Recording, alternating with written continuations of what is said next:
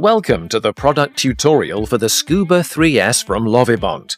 Today we will show you how easy it is to take a measurement with this device.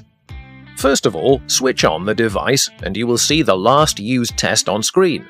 Scroll up or down to display your desired test and press Test key to confirm selection.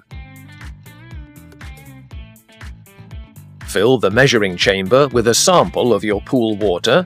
Close the measuring chamber with the cap and press Test key to perform zero adjustment.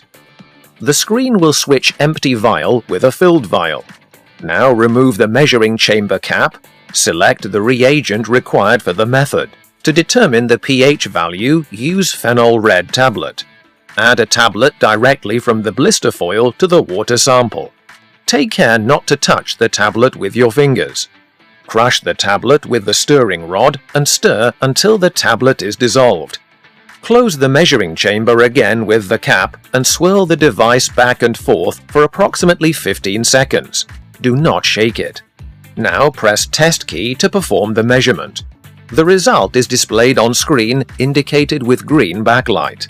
The green backlight indicates that the result is within the ideal measuring range. If the result is outside, it will be indicated by red backlight.